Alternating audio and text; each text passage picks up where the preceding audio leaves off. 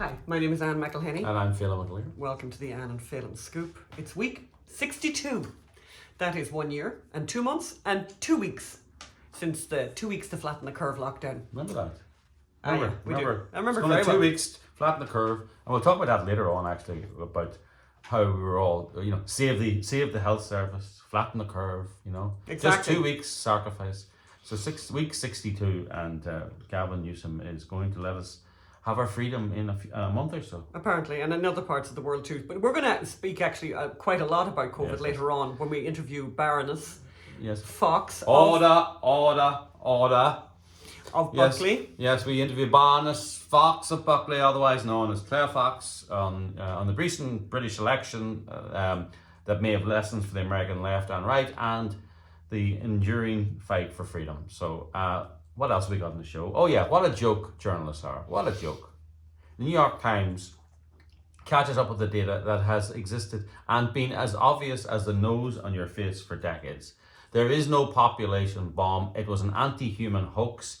We said it was. They laughed at us, and now they're catching up, and now they're saying, "Oh my God, it's terrible." It's the actual reverse. There is an actual population decline. It's going to have terrible Massive problems. And we look at how COVID has broken people, and we don't mean long COVID. We mean broken people, and we're going to talk. Have a look at a story from CNN, by the way, from that. And location. We have a delightful piece of property to share with you today. It's going to be a new feature, I think, on this show where we look at... We've realised that you, like ourselves, are quite partial to property porn.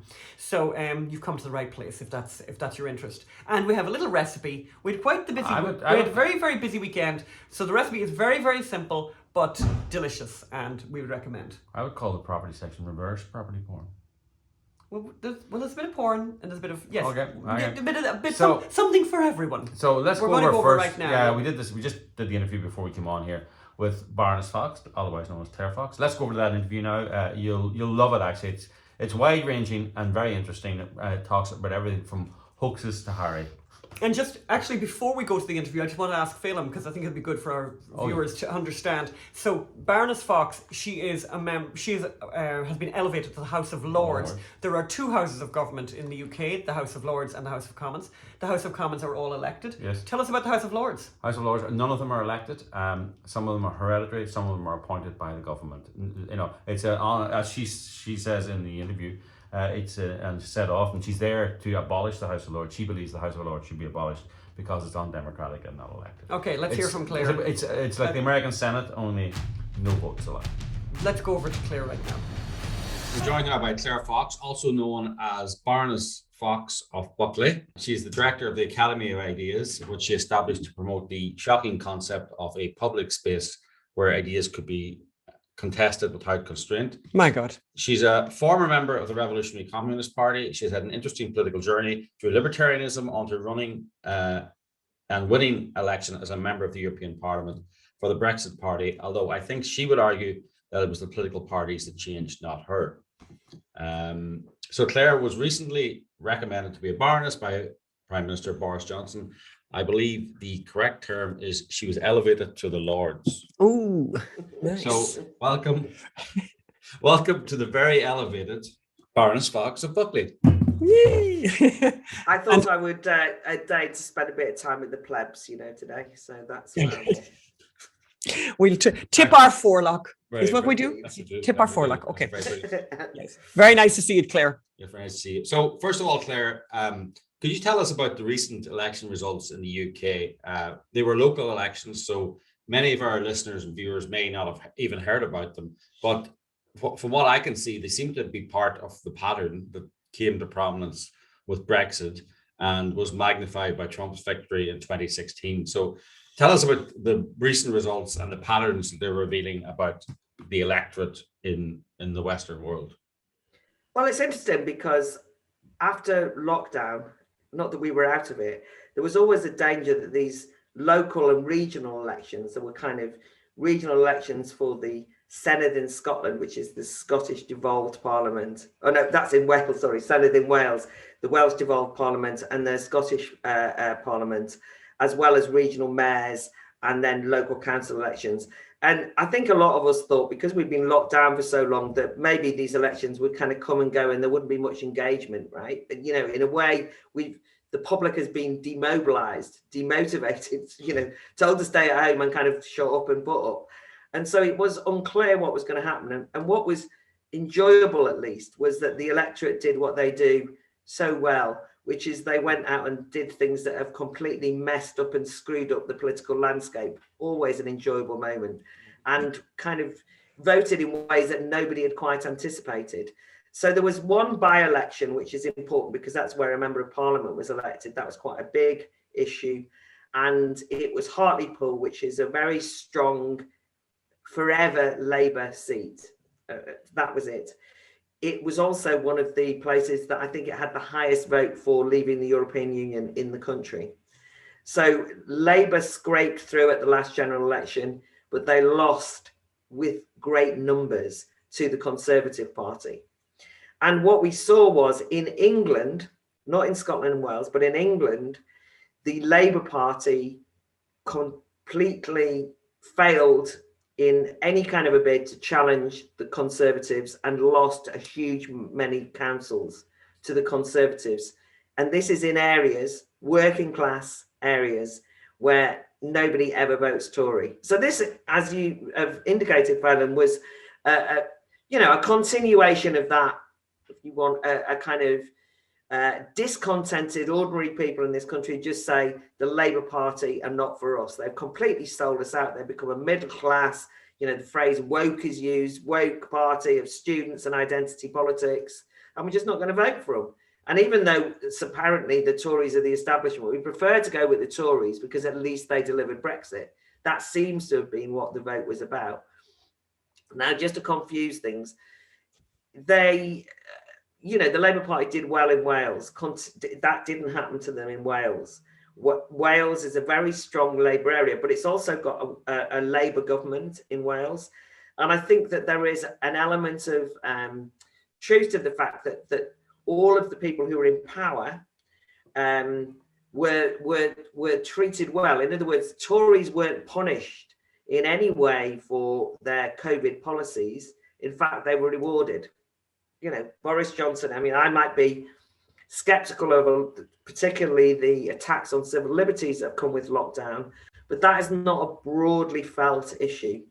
And so in Wales, the Labour Party runs Wales, and it was seen that Mark Drakeford, a rather dull politician that nobody had heard of before this pandemic hardly, even though he's the main minister in Wales, but he has been on the television every single day since the COVID pandemic started. And in a way, he's become a kind of paternalistic father figure, you know, keeping everyone safe and giving out the vaccine. So he actually, and it was anticipated Labour would do rather badly in Wales, they didn't, and they came through. The Greens have undoubtedly picked up some protest votes, it looks like, largely from the Labour Party, but the Greens have got more council seats. And then in Scotland, the continued, domination by the SNP was not thwarted by any new parties or anything. So Scottish nationalism is still a very real feature. But, the Tories got a few seats and the Labour Party weren't, struggling, clawing back a few seats, nothing to write home about. But what's interesting, just to note, is that although the SNP, the Scottish Nationalist Party, continue to be the dominant party in Scotland, in order to get that vote, Nicola Sturgeon emphasised that people should not vote on the question of the Scottish Union, but they should vote on the record of the SNP in running Scotland during the pandemic. And I think that a lot of people voted for her on that basis because they thought she's done really well, rather than they want to break away from the United Kingdom. So going back to England then, the Labour Party is becoming this rump, is that correct? Rump of basically London seats and university towns and inner cities, perhaps, or are they? Well, it's not just it's inner cities. So in Manchester, the mayoral candidate for Manchester, Andy Burnham, had a landslide victory, But in outer Manchester, in all the towns around it, Labour were absolutely humiliated. So the central area, so it's not just London is all I'm saying. It is, as you say, cities, university places. What's also interesting, though, was that the mayor in London, Sadiq Khan, who should have romped home with a huge majority, actually had a major scare. And it looks at one point as though the Conservative Party candidate, who actually was not considered to be very strong by many people, and it was assumed he wouldn't win, he actually came a very close second. Yeah. And so I think that even in London, London is much more differentiated than maybe the Labour Party think. They think they just own London. But actually, London's got lots of places in it and out of London where particularly their environmental policies are really annoying people. They've got these, they've imposed low traffic neighbourhoods, banning cars and so on. That's really caused some stir. And just a sort of general sense that the Labour Party, I think now, are gutted as a party. You know, there's just, they no longer have any semblance to representing Labour, which is the, you know, if you're the Labour Party, you ought to represent the odd labourer, no chance. The people who labour in this country have turned their back on the Labour Party. So although they'll stagger on, I think this is the killing off of a major political party in this country. And the Conservative Party retain an enormous amount of support, but I want to just caveat that. They are the recipients of the willful destruction of the Labour Party by the working class in this country. But I don't think that one would say that that's the same as a full embrace of the Conservative Party. Yes. It's not an ideological victory for Conservatives. No, in fact, it's actually what we're seeing is that the Labour Party are committing suicide. What's the, you know, because I want to compare this a little bit to what's going on here.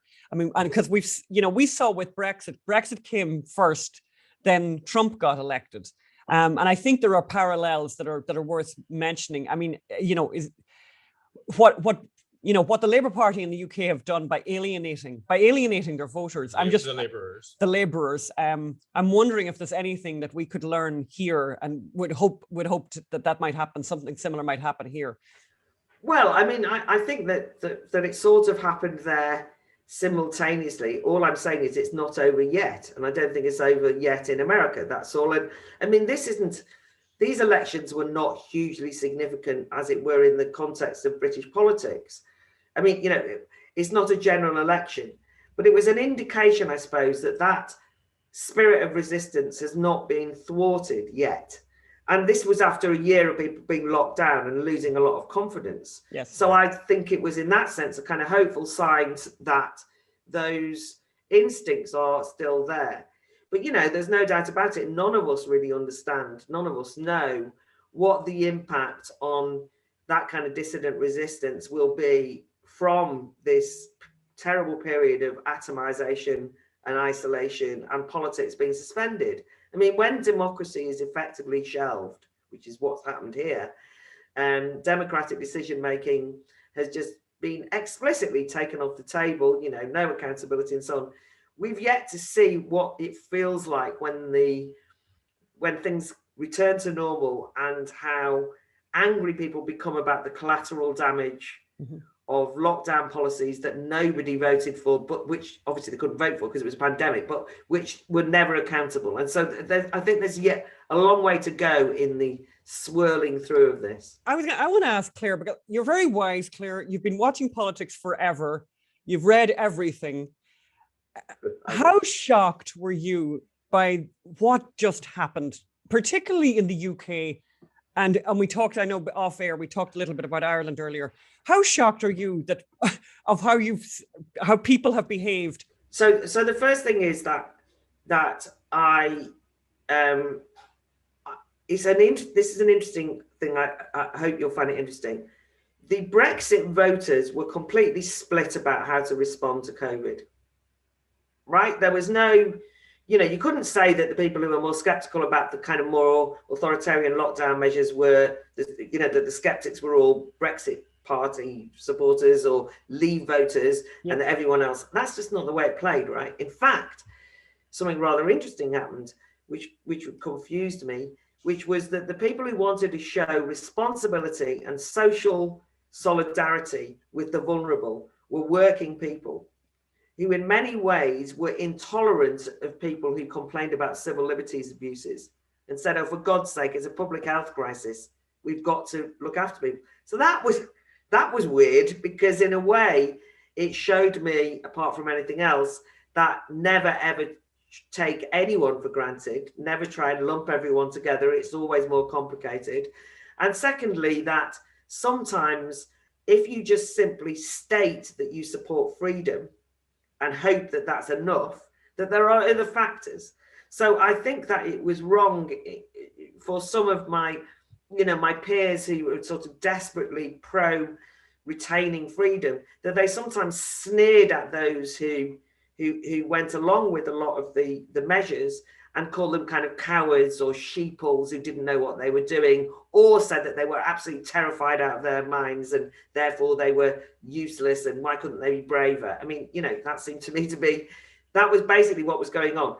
But as things have sort of panned out, there's a more settled understanding now that people are less frightened of catching the virus, not so much themselves, but their families catching and it really being like the plague and wiping everyone out. As time has gone on, people have begun to say, well, how has the political elite dealt with this? And should we have just handed over all decision making to the scientific experts? Mm-hmm. And particularly of concern, I think, to broader range of people has been the attempts to demonize anyone who dissented, and the attacks on free speech, and the way that big tech and social media companies have been used by the governments to basically say what you can and can't say as acceptable. So it's become more politicized. Are you asking me if I was shocked? Of course I was shocked. I mean, we all know what it felt like, that we watched China lock down its citizens and said, oh my God, well, what's going to happen in the Western world? Because there's no way they could get away with that. Yeah. And here we are. And here we are. I thought it was a good lesson as well in the power of propaganda. Particularly in the UK, they had this NHS that needed to be protected, which has, I think, a very broad base of support. And so it became, do you want to kill this lovely nurse? This is who you're going to go out for a walk in the park now and kill the lovely nurse here who's done a two shifts back to back or whatever. That they made it, that propaganda was very overwhelming. And I think the thing as well of being frightened of dying, you're not on the front line, you're not being sent to war, but you're actually going to die because you went to the supermarket. People bought that. I think they did, but I do think what you're saying is right about the NHS. So the NHS is a particularly important symbol of British identity. That's whether we like it or not. This is the world-beating health service. Now, in another discussion, we might discuss the fact that it isn't, and it's got lots of flaws, but it symbolically represents something. But the thing that we also have to remember was that in those initial times, by the way, we watched those films of Italian hospitals being overwhelmed. Mm-hmm. And we watched those, we've just seen it happen in India, and we've seen, like where hospital corridors were full of dying people, right? And we watched it in China. I mean, I watched the films from the hospitals in China with the health workers, they couldn't cope, right? So of course, it was an initially quite rational thing to say, we've got to do whatever we can so that our health service isn't overwhelmed by this. So it sounded sensible. Mm-hmm. And of course, in many ways, the health service, one of the problems was it was a genuinely unknown virus, and so nobody knew what to do. So they were probably not treating it well, not treating it correctly. Too many people ended up on ITU machines or on intensive care units. That in the end they realized that's probably not the way to have done it. They didn't really know what they were dealing with, in other words, and there was all that. So I think that we all there was a certain amount of latitude given, even for that, in terms of propaganda, even though in a way we kind of knew. And also, there were a lot of brave people who did put the, actually the nurses, but also the shop workers, because if you don't know what it is and you think it's the plague and you have to carry on going to work, that's quite brave, right?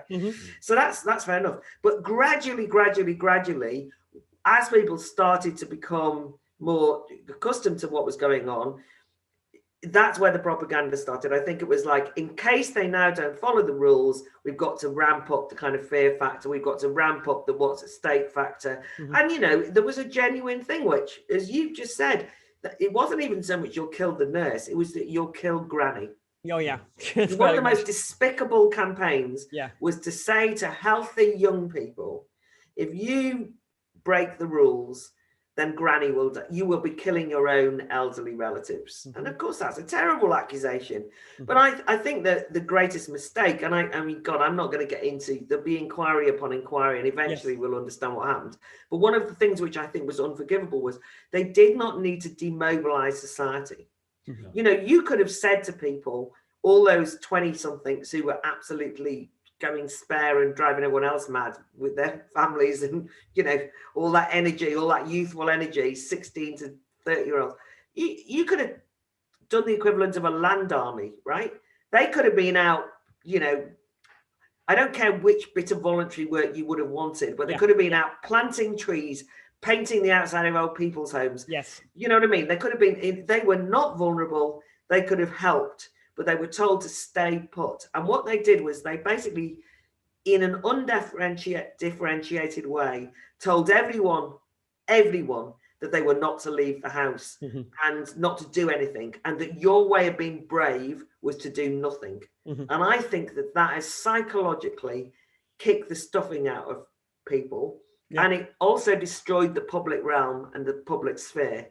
You couldn't talk to people. Yeah, well, it doesn't help as well that the media didn't allow discussion, And then the media didn't, exactly. I think by the way, you had a lot more of it over there than we had of it here or in Ireland, where, you'd expect in a situation like that every night on the TV, there'd be a debate.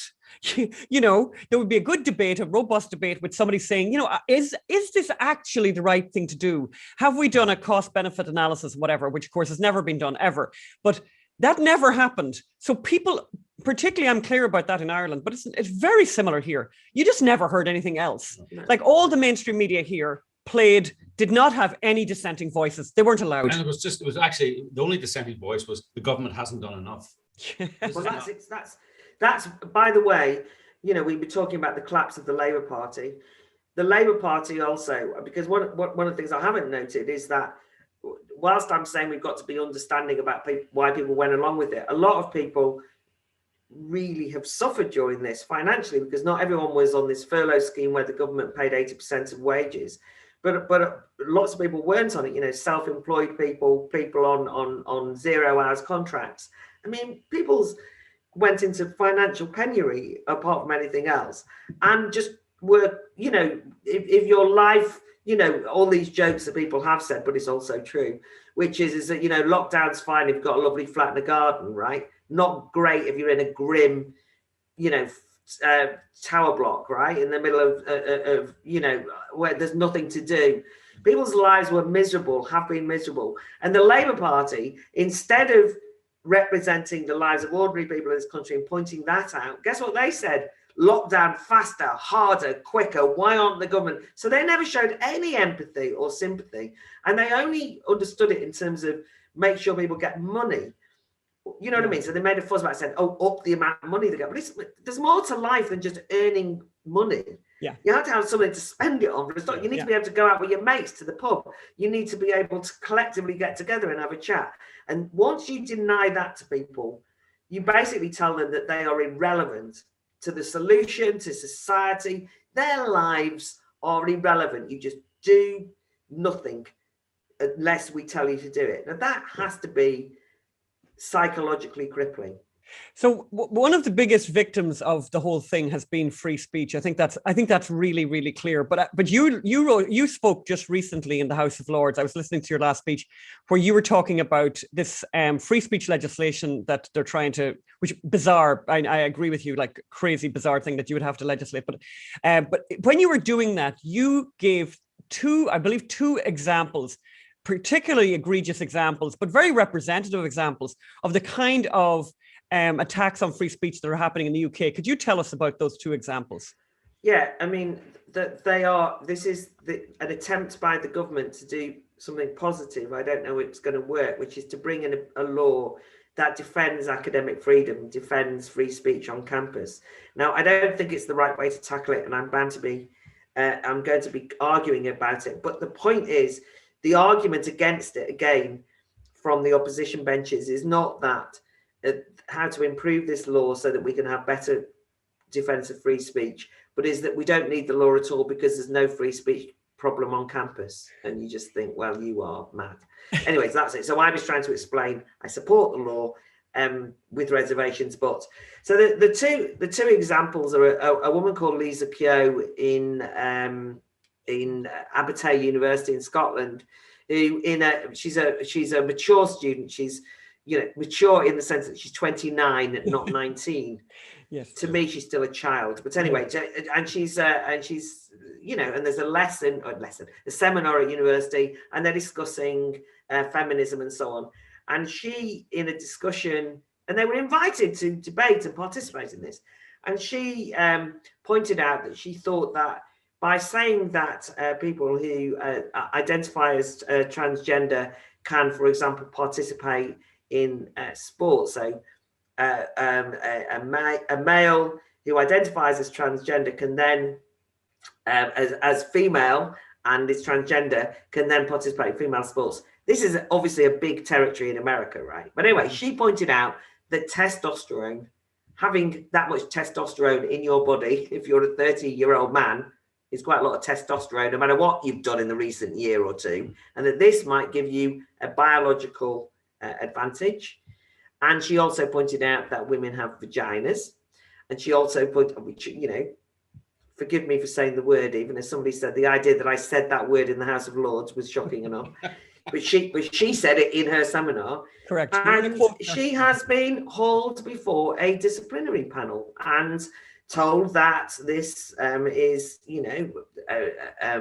a disciplinary matter. Now, she's a law student. Yes, she's a law student. So this could mean that she won't practice law if this goes through. And hopefully the case will, this university will back off, but that's where she's at the moment. And the other example, which I feel very strongly about, is a teacher training student in Manchester Met University, whose name is unknown to us.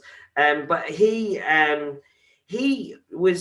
wrote an email to him, because these days you don't have face-to-face teaching. So he contacted his tutor, his teacher training tutor, and said, look, there's this terrible case of a teacher in West Yorkshire, in Batley, a grammar school, who showed a cartoon of Muhammad in a lesson on religious tolerance. And then there was protests outside the school. The teacher is in hiding for his life. The head teacher panicked and suspended the teacher.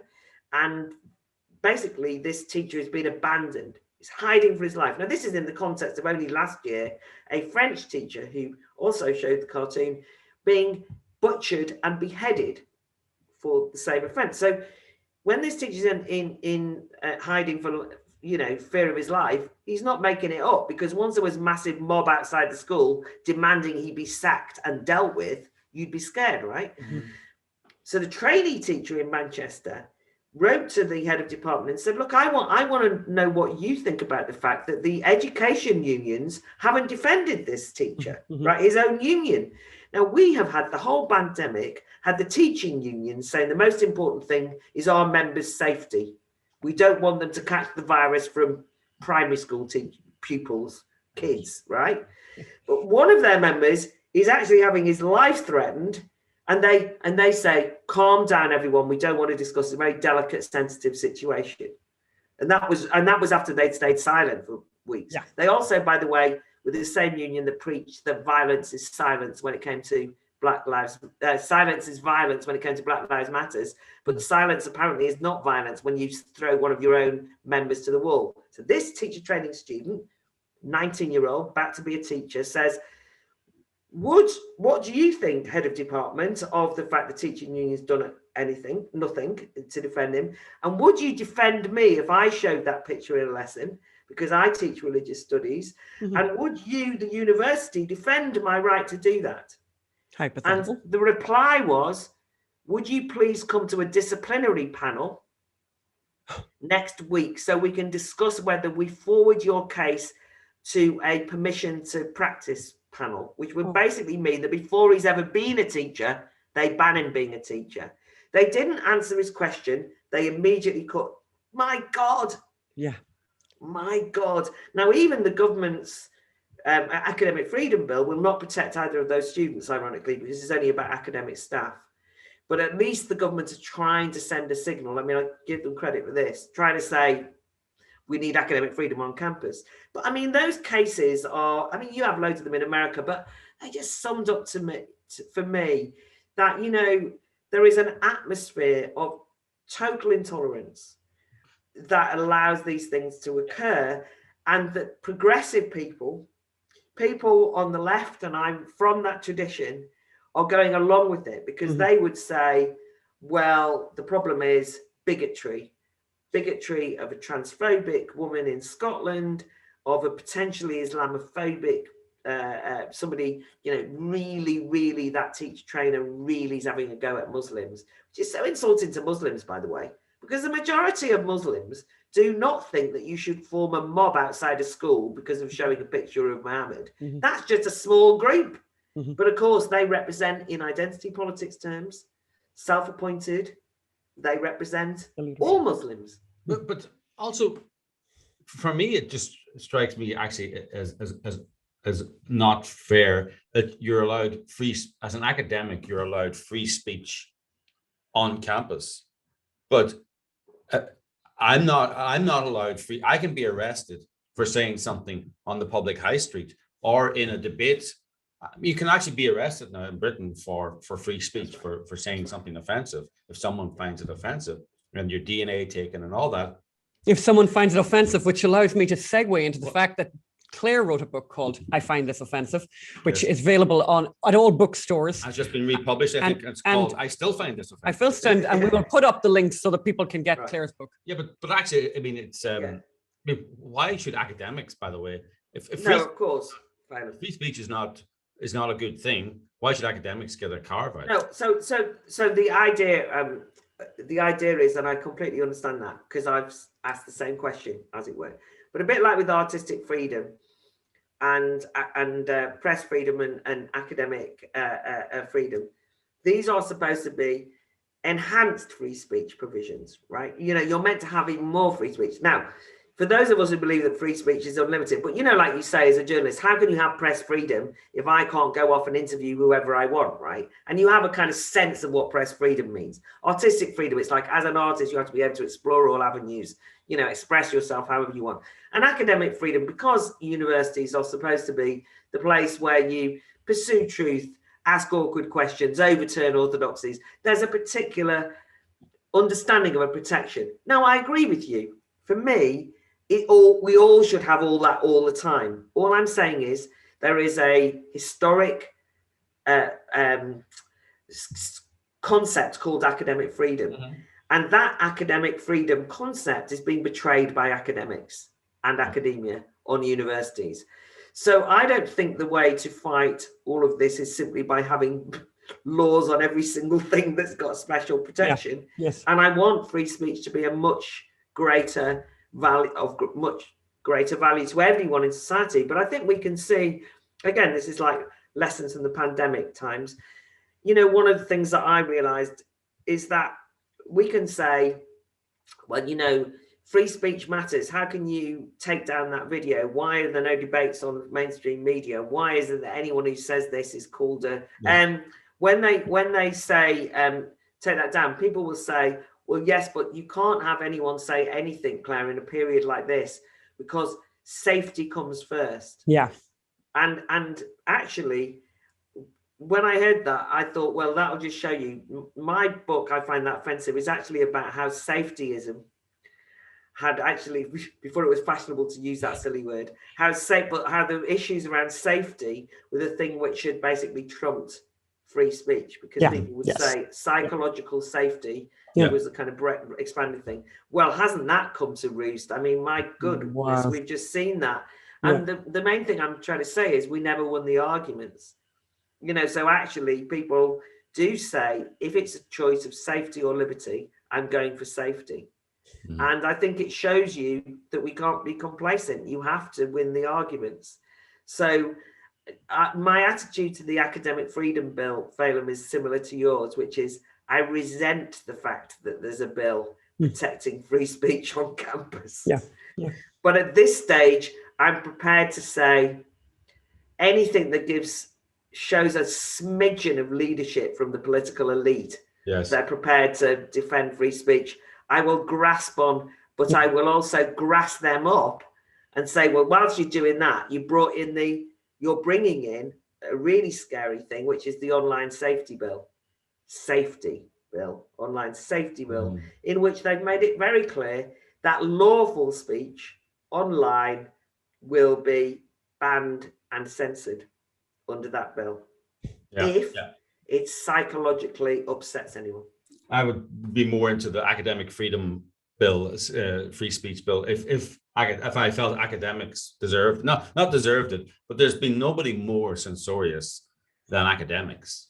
Yes, but one thing that you should know is that's true. But what has exploded here, and I don't think it's really happened in the US, is that the issue of gender critical feminism has really come to the fore here. So people who maybe had not, the kind of progressive left had kind of allowed the no platforming of people for a wide range of reasons to carry on, ever broader reasons why people were denied platforms. But the issue of transgender and transphobia and gender critical feminism has swept up some very well-respected, well-regarded feminist academics. And they have realized, and to be fair to them, they have realized that it's not just them. And a bit like when it happens to you, you look around and you think, oh, who knew? When we say, but we're academics, we should have academic freedom, there's no one there, it's like, so that has changed the atmosphere. So whilst you can say, they don't deserve it, or certainly there's been an intolerant atmosphere, and academics themselves have been at the forefront of some of the most egregious examples of clamping down on free speech, and have also created an atmosphere on campus which is entirely intolerant to anything other than a suite of orthodox opinions. And certainly if you wanted to say you were a Leave voter on university campuses, you'd be handed off as a xenophobic, ignorant type. And they kind of made a virtue of distinguishing themselves from the UK version of deplorables by how erudite they were. I get all that. But it's also the case that universities have got 50% of the UK, that cohort of, 50% of that, any age cohort goes to university now, right? Yeah. So a lot of them are stunned into silence, but they haven't all gone along with it. And so I think that therefore the university is an important place for us to fight for that free speech. And that takes a form of academic freedom, so I'm up for it. Yeah, yes, you're correct that on universities, if you were a Leave voter, you'd be described as a xenophobe. I remember it was after the Brexit referendum, I discovered the difference between a xenophobe and a racist. Oh, yeah. Yes, my nieces who'd been to elite universities. No, my nieces who hadn't been to university thought I was a racist, and then my nieces who had been to universities thought I was a xenophobe. So, yeah, not all of them, by the way. No. We hurry to add. Yeah, I have many. Yes. So, talking of free speech, we now come to the most important part of the interview: Harry and Meghan. The only thing that really matters. Yeah. So Harry recently, Prince Harry, to give him his title, which he shouldn't have, Baroness, if he so dislikes the royal family so much. But anyway, Prince Harry recently just expressed complete amazement at the American concept of free speech. Oh, that's right. And called it ridiculous, I think it was. Bonkers. He called it bonkers. Yes. Right. Okay. Yeah, so just to get the quote right. Just to get the quote right. I mean, there are many things around him that are bonkers. I don't think free speech is one of them. Many people around him that are I didn't say bonkers. that. No, you didn't. But anyway, he's just up the road from us, up in Montecito. And what would you like to, if you could talk to Prince Harry now, what would you say to him about the concept of free speech and concept of the royal family? Also, given your Revolutionary Communist Party background and that you're now a baroness, I think you've got a unique insight. Well, I thought it was funny that he said, I'm only new here, so I don't know much about this First Amendment. I thought, yeah, it's not, American Constitution's First Amendment is not confined to being American to understand it. So it was an insight in and of itself, but it all seems bonkers to me. What I would say to him, or not even say to him, but one of the things that you have to say is that the idea that if you were reared in the royal family, which is undoubtedly a peculiar institution to be raised in, and you are undoubtedly subject to very many restrictions on your liberty as an individual, in exchange for being, incredibly powerful, privileged, and all the rest of it. But, and I can imagine, right, that you could be a bit of a rebel and you might think, oh, I can't stand this. I want to just live my life, right? And then you could say, well, and all the media are interested in you all the time. So I don't want any of that. I want to go off and be a normal person, right? I could have some sympathy with that.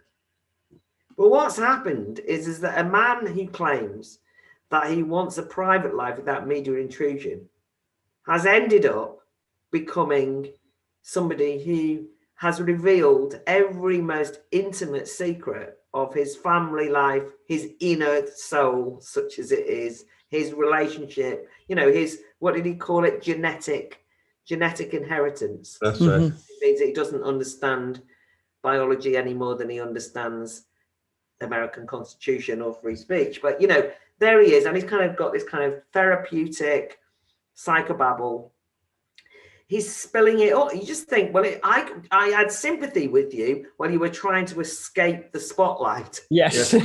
Basically, we knew far less about you before you left the royal family. Now you seem to be tied into this really unholy alliance with the media, which is that with the American media, but with mainly the American media, which is in order to give yourself a sense of identity, you are never off a podcast or off the telly or off a film or whatever, telling us all about yourself. So it seems, so that's the most important contradiction. I think, it's not even about the royal family for me. I mean, as you might have noticed, I'm not an obvious royalist, right?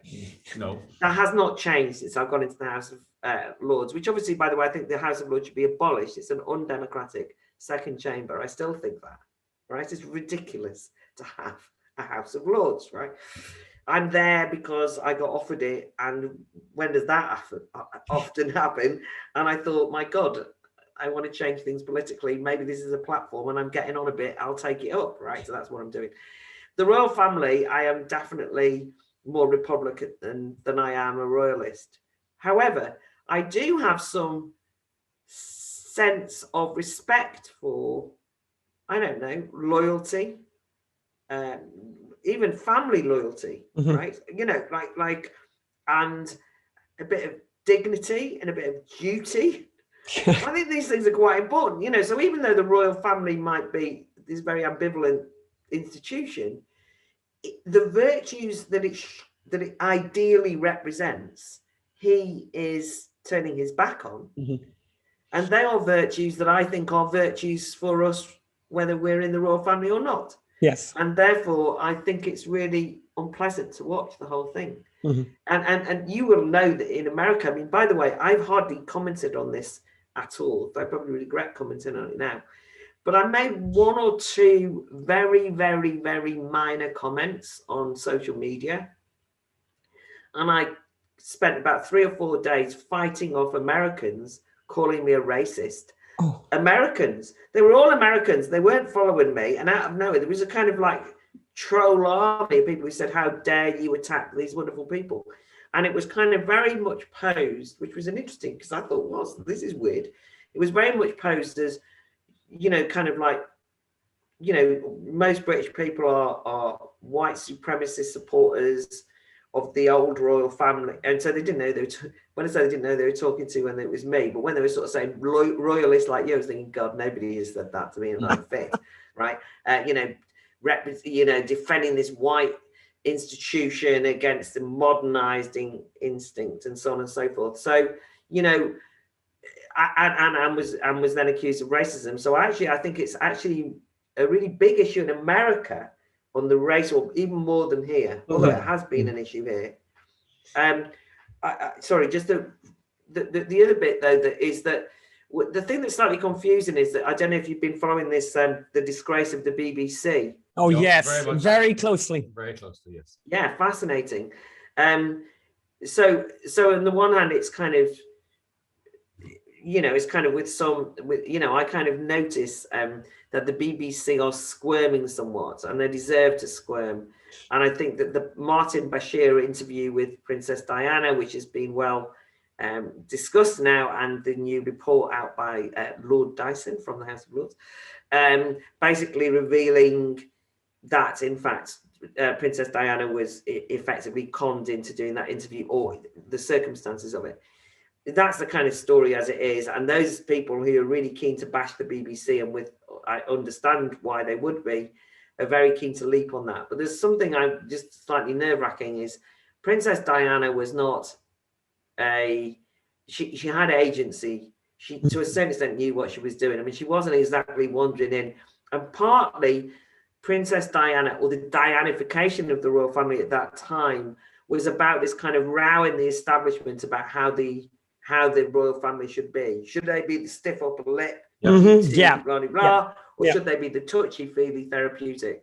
And to a certain extent, the Diana phenomena, while she was alive, and then really kind of almost embedded into society after she died, tragically died, was to say that, we've now, and the royal family had to adapt to that more human, we aren't that, and what I'm saying is Prince Harry is kind of continuing in that. Yes. He is taking after his mother in that sense, but it's not just like what a dippy lunatic he is and why has he become woke. This has been a trajectory for some time. Yes. Oh yeah, I mean, actually, if you think about it, it started back, I think, in the 60s or 70s when the royal family were persuaded to do that fly on the wall documentary that was supposed and that was Prince Philip. And that was Prince Philip. As it's the humans behind the thing. That's right. It kind of backfired. Yeah. And also William and Kate, who everybody now wants to say, aren't they dignified in comparison? I mean, and they are, but it's a low bar. Yeah. And no, but it is because obviously dignified in the sense that people mean. But it is also the case that every time I see William and Kate on, that they also are, very much, mental health issues, very much the modern era, and so on and so forth. So, I mean, I think what's really tragic, I do think it's actually sort of tragic about Prince Harry in a way. I mean, I don't want to overstate it, but it just feels a sort of unpleasant exposure of a young man, and Meghan, I don't know anything about her, but, you just think, this isn't a happy story. Yeah. It doesn't feel like a happy story to me. No. I'm just making the point that I don't think that Harry is destroying the royal family. I think the royal family, like every major institution in the Western world, is having its own internal struggles and doesn't know how to be in the modern world. It doesn't know how to play issues around identity politics and so on. Yeah. Okay, well, I mean, you're right. There's a sense of that's not a happy story. I mean, this is a man who has a lot of he has a lot of opportunities to really be his own person, and he seems to be wallowing in the past, and that seems to be the only. I mean, he could do so much actually, but with the nexus that he has. Well, but it's quite popular though nowadays to make a career of a tragic thing maybe that happened to you in your life, and to make a career of that. There's a lot of successful examples of it, for someone, and people, they get people have something happen to them and they do speaking gigs for decades afterwards, you know. Yeah. So he's obviously a much more lucrative version of that, and you know he's going to make a ton of money. But and he's he is, but I don't even think it's cynical. That's the worst thing. Is somebody might be cynical in that thing, but I mean, he has adopted the contemporary victim mode. You know, my story. I am here. Everything that bad has happened to me is because of what happened in my past, what my parents did, or what my father. You know, and this sort of terrible thing. And I am going to break the cycle, he says. But actually, he's not breaking the cycle at all. He's repeating the cycle. Yes. He's putting himself into a permanent victim position. Well, the only thing I was trying to say before was, you know, I can imagine it's not his fault. He's born as a royal. You just are, aren't you? You know, that's like the thing. Yeah. And I can understand that there are people in the royal family who probably think, I really, really, really hate it. I want to go off, right? But then you go off into oblivion. You know what I mean? You go, you know, you just go, right, I'm going to live as a private citizen. Thank you very much. And no doubt you'd have a bit of dosh and you'd have a bit of, you know, it wouldn't be like you would not be living in penury. Yeah. But nonetheless, this feels to me as though he wants to escape it, but actually he's just trapped. And Montecito, actually, of course, it's a beautiful place, right? But actually, funny enough, Montecito, one thing I know about Montecito, it does, and Taki said this in The Spectator last week, it doesn't have a village center. Like it doesn't really have a place. No. It doesn't have a place where you'd stroll. It doesn't have bookshops. It doesn't really have coffee shops or anything. It's just this, you know, it has that high street, Lucky's restaurant and all, but it's not. A few shops around there now. I wouldn't call it like a quaint little village where you can go and live in obscurity and have a butcher and a baker and a candlestick maker. A nice pub that you go to. Yeah. Anyway, we're running out of time here. This was great, Claire. Thank you so much for your time. We really, really appreciate it, and hope to do this again soon. Real life, face to face. Yes, exactly. Very, as I say, very interesting. And I mean, we could talk for another 3 hours with Claire. I feel like we hardly got near anything. Actually, that's right. There's a lot of. She's very, very interesting, and we'll definitely have Claire on again. I often wonder how Joe Rogan keeps going for 3 hours, but if he got very interesting. Yes, it's not difficult at all. And by the way, people don't seem to mind it. No one ever writes into us and says, "I wish your program was shorter." I think one person did one time. Too long. Yeah, I think but it was one person. Write into the comments on the YouTube. Write into the comments on the Apple Podcast app. Say, do you think the show is too long, too short, or just perfect, like, just the way it is? Is it like Goldilocks? Okay, Phelim, what else is happening today? Not Goldilocks, the porridge in Goldilocks. What else is happening today? So yes, the New York Times. So headline, portentous headline: long slide looms for world population with sweeping ramifications. Fewer babies' cries, more abandoned homes towards the middle of this century as deaths start to exceed births. Changes will come that are hard to fathom. They're not hard to fathom. We were telling you about them for decades. You anti-human, horrible people. So, you know, by Damien Cave, Emma Bubola, and Choi Sang-hun, you know? And it's like all over the world.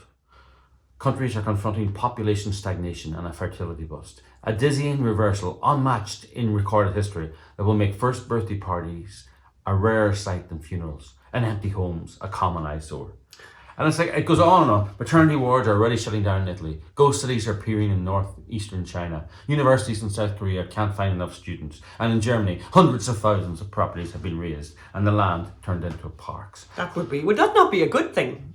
With the land turned into a park for the anti-humans among them. Like an avalanche, the demographic forces pushing toward more deaths than births seem to be expanding and accelerating. And they go on and they look at they talk to this. I like this. They're saying the strain of longer lives and lower fertilities leading to fewer workers and more retirees threatens to upend how societies are organized around the notion of a surplus of young people that will drive economies to help pay for the old.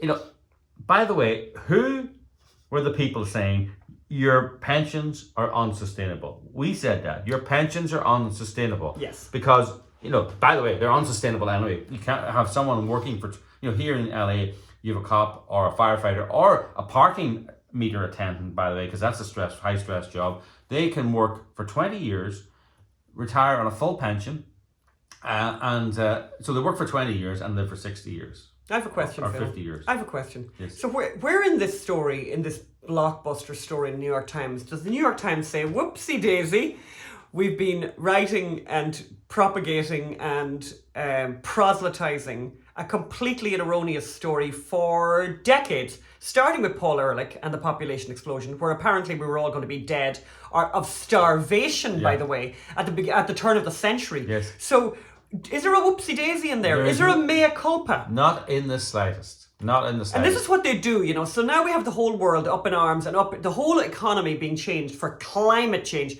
And you know what's going to happen? 40, 50 years, it'll be like, you know, oopsie daisy. Do you know what? Climate naturally changes. Yes. It isn't anthropomorphic. It isn't, you know, it isn't powered by people. But, you know, oopsie daisy, there's no come to Jesus moments basically in this. There's no oopsie daisy. Paul Ehrlich was quoted. I saw Paul Ehrlich be quoted in the New York Times just a few years ago. Somebody who was wrong about everything. Wrong about everything, and he was quoted about climate change. And by the way, with a declining population, won't that mean that your climate mitigation measures are complete? If there's going to be a few billion less people, then there's going to be less emissions. New York Times. But, you know... And by the way, as you say, Phelim, we've been saying this forever. We were saying this back when we made the film Not Evil, Just Wrong, that the biggest problem facing us would actually be the decrease in population. Yes. Who's going to take care of these old people? All of us old people, when there aren't enough young people. Yeah. You know, a paradigm shift is necessary, said Frank 𝙎𝙤𝙤𝙃, a German demographer. Easier to say? Who was the chief... That's easy for you to say. Who was the chief of population trends and analysis for the United Nations until last year. Frank, did you ever say that when you were the chief of population trends and analysis for the United Nations? Yeah, are you just saying it now? You're just saying it now, and doesn't that make you a coward? And doesn't that, you put all the billions that went from the United Nations to mitigate because of the population bomb, the explosion that was going to destroy everything. You knew all along that there was an actual population decline. Did you publicize that? No. So they go to Italy, they go to South Korea. I mean, you know, they point out to us about a kindergarten in Italy that's now an old people's home. The nurseries are all closed. They can't get doctors to deliver babies because there are no babies. China has dust bowls, has dust cities, ghost cities, and you know. Then Anna Parolini in Italy tells a familiar story. That's easier for you to say. Yes.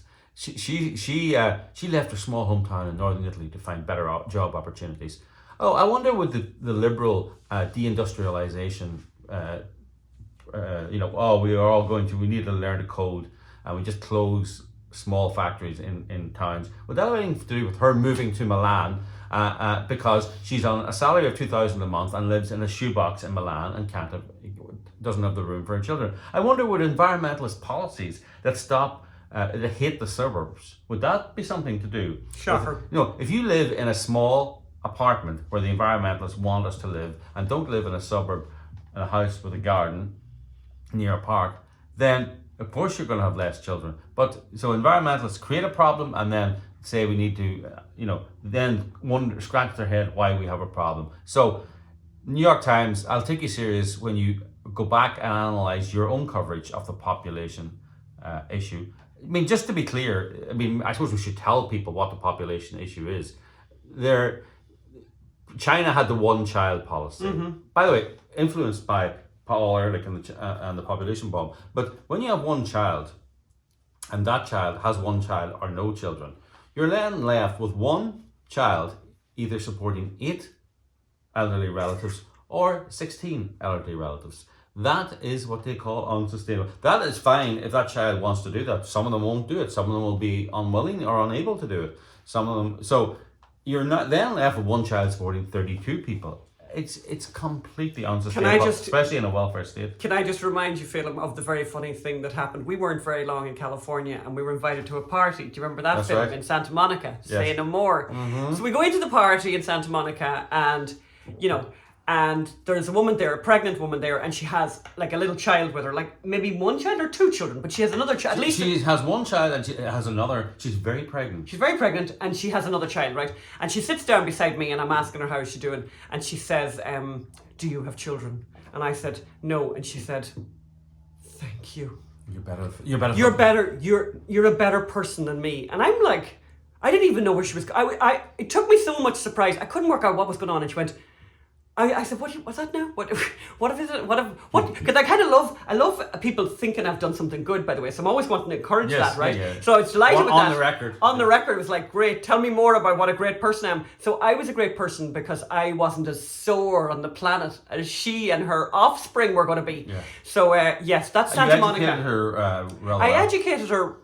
I did do a bit of education. We never got invited back to that house now. No, let's be honest. we never did. No. That was the end of that now. I said, and funny, she knew nothing about what you were saying, right? She knew nothing about it. So then I'm a crazy but person. Also, she was married to a journalist.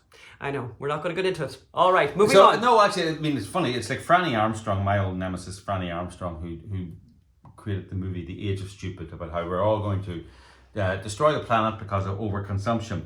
She... oh, yeah. I remember this. She... was a young woman, and I still get her newsletter every day or every week. She sends it out, and in her newsletter, she announced that she was having a baby, and it was great. And the baby arrived, and basically everyone around her was having babies as well. They were all in their 30s, whatever. They were all having babies, and and her newsletters rather started off as "we're all going to die," and then they morphed into, "Oh, look at this cute picture of all the babies we're having," which I much preferred, actually. Yes. That was much more accurate. And then I think she got sort of wrapped over the knuckles. So her next newsletter was, look, I know a lot of people have been writing to us saying, how can you talk about global warming and make a documentary about global warming when you have children and are going to, be part of this whole consumption and expansion of the population? And she said, well, look, I would recommend this book by somebody, only one will do. Why only one will do? Yeah. So she was saying, one child, and I suppose if you believe in the doom and gloom, there's a certain truth to that, because you're actually having the human consumption.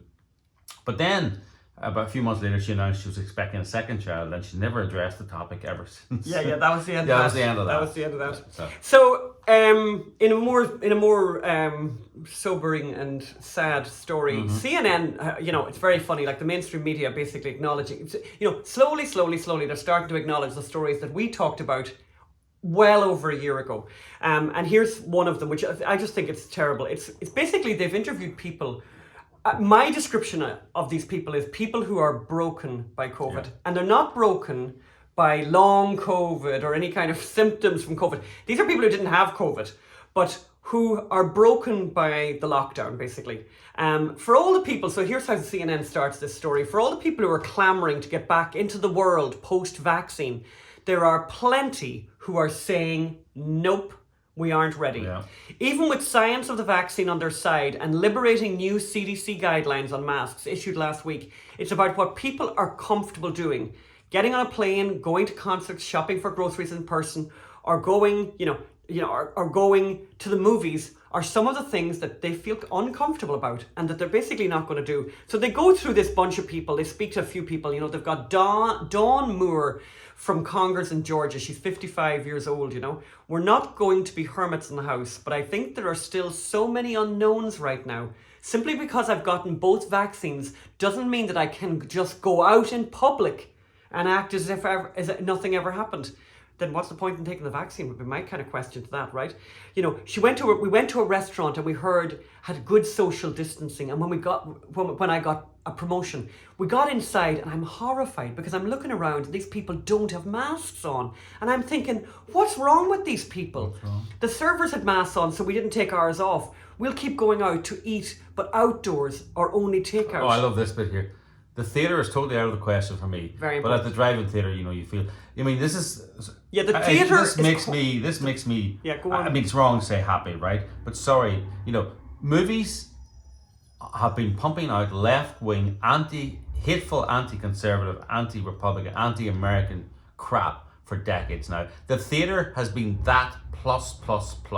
The theatre has been agitprop, propaganda, hateful. They want this ultra uber liberal audience, and that was their audience. And now, who's not going to go to the theatre? Who's not going to go to the movies? The liberals you have been courting for the last 30 or 40 decades. If you had courted both sides, if you had courted conservatives and encouraged them and made movies for them, that you might find your theatres half full at least now. Loyal following. With a loyal following. But you're now looking to the very people you have spewed hate upon for decades now to fill your seats, and I don't think they will, because there ain't nothing there to see.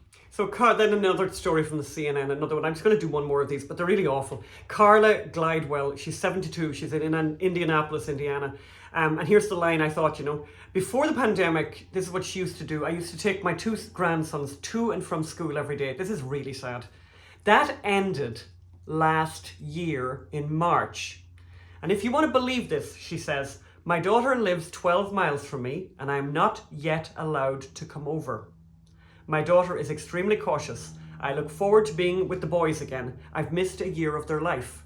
But she's still not allowed over, right? I've always played Pollyanna game. When you're 72, you've been through a lot, and I always try to find the good in whatever's going on. My mother lived through World War II. But and then this is an extraordinary one as well. I'll just do one more. I just think the introduction to this is quite extraordinary. J Williams, who's 35 in Dallas, as a black, deaf and gay working professional with mental illness. My plan, I know. Sorry for getting in there, but it's like... I should have warned you, by the way. As a black, deaf and gay working professional with mental illness, my plan post-pandemic is to continue learning more about how to utilize my coping skills and reconnecting the disconnect I have experienced. As soon as I got vaccinated, I started doing little things like going to the gym, CrossFit 5 times a week, and I've run almost daily. Little things. But wait here, I still wear my mask when I work out. That's kind of taking big steps to get back to normal. Can I just say that's so American. That's so American. Little things. 5 CrossFits, 2 marathons, an ultra, whatever, and run up a mountain. But I mean, this is a very young person. Yes. Listen to what he says. For example, large gatherings are something that I will not be returning to. It's because of the current climate with people choosing not to be vaccinated, and they just whatever and on. But you're vaccinated. You're What's his name? His name? Jermaine. You're vaccinated, Jermaine. She misses bartending. Then this is another one. Joanne, she's 49, she lives in Vancouver, Washington. She misses bartending, but she won't be going back after the pandemic. Mm-hmm. I'm not a bar fly, but as a bartender, it's so much fun. I get to flirt, I get to meet new people. I will really miss that. Mm-hmm. But now with the threat of pandemic, and serious illness, do I want to be around that many people? I usually get like a horrible cold every winter from my health. But she had COVID in July. Yes, I actually had COVID. Yeah. But can I just ask you something? What's her name again? Joanne Van Veen, yes. 49. Who's going to pay your bills, Joanne? Yeah. Where are you getting the money from? And the answer is from the government, actually. Yes. Yeah. From us. I mean, sure, you don't want to go back bartending, but you're 49. You've got another 40 years left to live. Here's what she says. I don't know if it's just my age, but I feel like the whole pandemic thing changed me forever in a good way. As far as financially, I never ever in my wildest dreams thought that bartending would be a thing of the past, or that it was paused for a year and a half to where you can't interact with people. But anyway, she's not going back to bartending. Inside my house, I can shut it all out. And this is, and it goes on, and if anyone wants to look that up, we'll put a link up on our to these people. Who was it, John Paul Sartre said hell is other people? Yeah. I mean, hell is other people, but also, so that's the world is other people. Yeah. So, it's just really, I just think it's really, really sad. People have been broken. They're broken, not broken by COVID, they're broken by the lockdown. So, in a slightly lighter, a lighter story that I thought I would bring to you. And I think for people who are listening and who are not watching on YouTube, you might want to watch this on YouTube, but we'll try and be as descriptive as possible. I want to bring to Phelim's attention a little property that I discovered that I think is kind of interesting. Should we move there? That's the question. So, Phelim, there's the outside of the house there. Now, this house is for sale right now, and I'm going to go through the photographs with Phelim and show Phelim the photographs. In need of some TLC, I would say. In need of an awful lot of TLC, I'd say now. And the garden. From the front, the garden. The garden a bit bald. Very bald, in fact. Yes. And I would say there's a bit of a box out the front there as well. It looks like it's the garden looks like one of those water-friendly gardens, hasn't been watered. Exactly. Yeah. So, so this is the outside of the house. At the end, before we finish this, I'm going to tell you the price of this. Oh, that's the thing. And I'm going to tell you where it is. So then, look at that lovely photograph. Does the abandoned car come with the... So at the side of the car house... is so abandoned, it's got one of these old-fashioned number plates on it, actually. So basically, at the side of the house, there's an abandoned car. It looks like Ford Cortina to me from of old. And there's another photograph at the side of the house. Very battered looking. Right. Now, the windows aren't broken, I have to say. Yeah. That's something, right? Then that's the side... I mean, some of these photographs, you think, why are you putting up these photographs? Why would you even put up the photograph? Yes. So it's, let's say... Oh, there's another abandoned car, Volkswagen. So second abandoned car in the backyard, and the backyard is very overgrown. Would you not Right, say that, I Philip? would. Very overgrown. And then Oh another my God, another angle. It's like hoarders. Another- And a wheelchair, just a to remind wheelchair. you that, you know, we're all going to die sometime. So very uncheerful photographs, and as you say, an awful lot of rubbish and hoarding kind Or of as they stuff say, in the trash. backyard. And there's the detail now of the hoarding material that's all lined up. Let's behind- zoom in on the hoarded material, on the trash. Yeah, every kind of broken and, thing. And the windows are boarded Oh, up. and the window is broken up because the back window is broken. And then here's a scullery film. Utility And you know, room. we have often made this point that's kind of amazing to me about property. Like, look at this situation here with this photograph where you have the curtains are broken, but they're kind of hanging off. Why don't but you they just kept keep them the there. curtains off? Number one, Trash in could the you not sink. throw the trash away or whatever? Anyway, disgusting. Really disgusting image there. Another disgusting Oh. image of another little small kind of room that you'd kill yourself in. Or Like somebody would kill basically you. an office, I think, inverted commas. But it could be with lots be a of kind of nursery. abandoned drugs, by the way, right? Does that Oh, look yeah. like abandoned Drugs, yeah, yeah. abandoned drugs or whatever? And now we're into the delightful The kitchen kitchen. film. Talk to us about the kitchen film. I mean, I can just imagine, you know, Whipping up a fabulous meal. home cooked meals. A home cooked meal. So there you are. Even the sink is full of dishes from, I would say, decades. And then look at the they've got the abandoned letters on the floor. Disgusting. I'm going to go. Oh I'm my moving quite God. quickly. Look at that This floor. picture now of the living room looks like there's been a flood. See the wet floor, Phelan? Yes. And then we've got loads and loads Looks of like there's boxes. been a murder there, There might actually. have been a murder there. That's the kind of thing, right? Another little sad photograph. I'm just flicking through these ones now very quickly. Very bad. Hoarders International.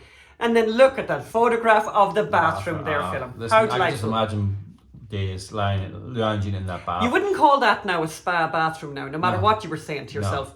But the fact that they didn't even bother cleaning it up, do you know what I mean? You need a wee bit of a towel there. There's another angle on that. Brown stains on the Brown bath there, stains and a just bit to of remind toilet roll there just to make you think. Now, here's the thing I'm going to say to you now, Philip, is I'm going to now ask you, how much do you think that little lovely detached house would cost? Give me a price on it. Well, location, obviously. Well, I'm but- not telling you location right now. Okay, that house should cost 50,000, 100,000 if it's in a really nice place. You know. So 100,000 if it's in a Well, I really suppose nice it's got all place. it's got electricity and water, so actually that could cost a bit more because. So anyone who is listening on the podcast, you're really going to have to watch and go onto the YouTube and watch this because you're going to want to really look at those photographs. So that house, Philip, I will tell you the price of that house. That house is $920,000. $920,000. They're looking for just a shade less. A shade less than $1 million for that house. For that. And by the way, it is one of the most competitively priced houses in the neighbourhood. Well, I This hope so. house- I hope there's not many more houses in the neighborhood like it. This house is in Los Angeles. Not only is this house about $1 million and looks like something where there's been multiple murders over many decades Yes. and a huge amount of professional neglect, not only that, but this house, if you look at the photograph we're showing now, is nestled. Let's say nestled, because I like the Yes, word nestled. so I would so say cute. it's Wait, nestled. talk of Nestled, by the way, we could have- underneath. It is nestled underneath a highway. Is that the And it 405? is. Look, it's a number of highways actually. Oh yes, sure. Not only the 405. A nested under a nexus of highways. It's not only that, by the way. It is nestled beside a intersection of highways. two massive highways. So you'd have, on top of everything else, you got that lovely constant industrial din of cars going past morning, noon and night, except for during the apocalypse, which hasn't really happened.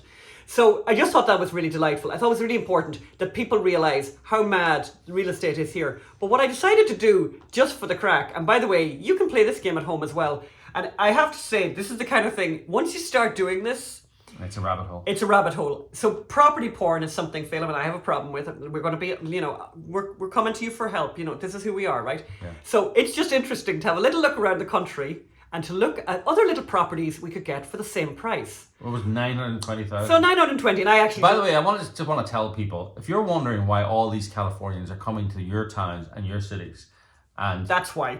this is why. That's why. Because you can imagine what they're selling their livable houses for. So I'll just go very quickly through a few properties I found at the same price in places that are not backwaters of any description.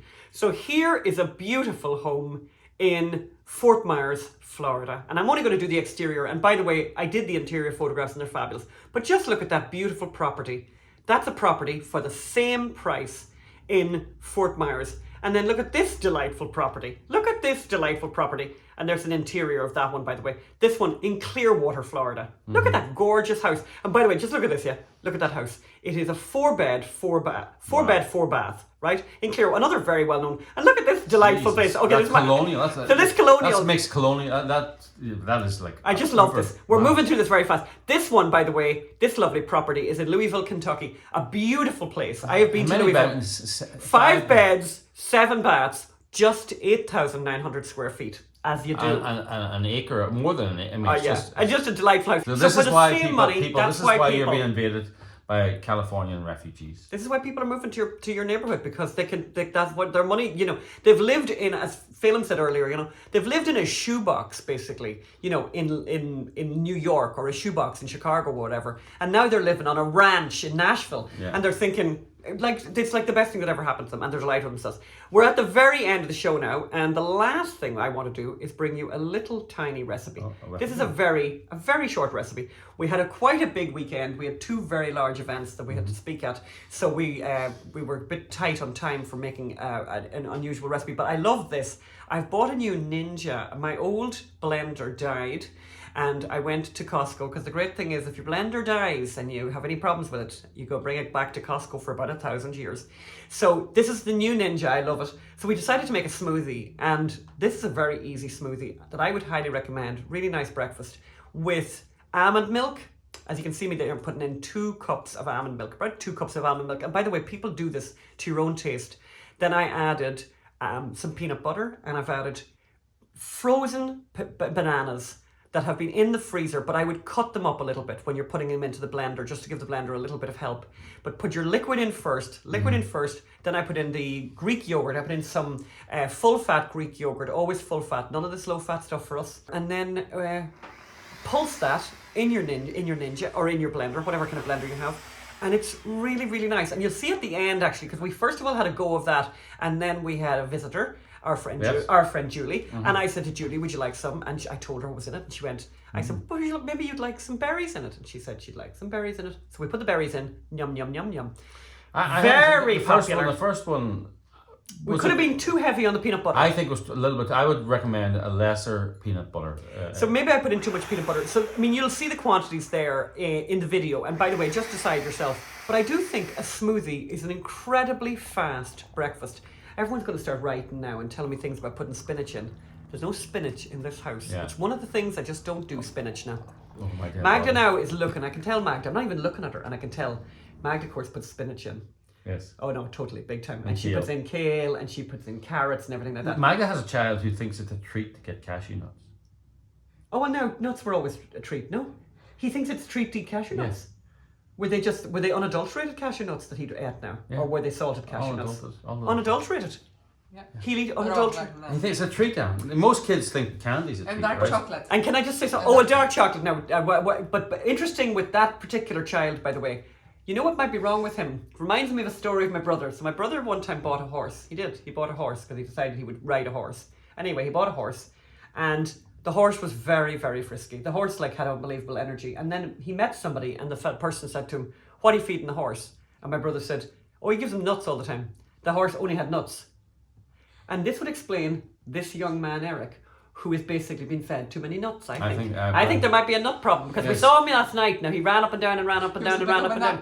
I think he was just a few too nuts. Now you have nuts too many. A few nuts too many, but then you add a bit of sugar to that. You see, he had ice cream. Ice cream and nuts. Ice cream and nuts. He was running so fast. Marathons around our house, more than marathons, sprints around our house, whilst narrating his own life. He gives you a lot of details. We're not going to give you all the details he gave us about his life yesterday. Yes. Yeah. Because he gives all the details. And he sings them sometimes. He also, can put them to music. Very talented. That's enough from us for this week. And next week is going to be a little bit unusual, actually. Next week we're going to have a best of Anne and Phelan show, because we have the Memorial Day weekend. So it'll be a best of show, and on our greatest hits. On our greatest hits. You won't want to miss that, because the stuff that we did a few years ago that you mightn't have seen, like me getting attacked by a student at Temple University in Philadelphia. And we should do the environmentalists who attacked you at CPAC as well. We'll do all those highlights, and you get to see them next week. And we just want to say the Hunter Biden movie is going ahead. We are in negotiations with many people at the moment. Many people. And it's very exciting. And we have raised almost almost 900,000 at this stage, more than 850,000. It's great, it's wonderful. We still have a long way to go. We want to raise 2.5 to make the movie, but it's coming in all the time. It's actually, we're going to hit that target, but we want to hit it sooner rather than later. So please, if you've been listening to this and you're thinking, I must go and give now. MySonHunter.com.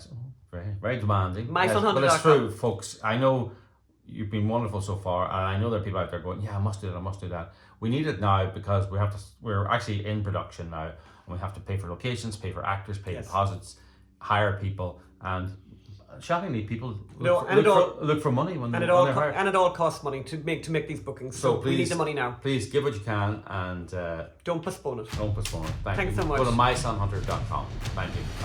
Bye.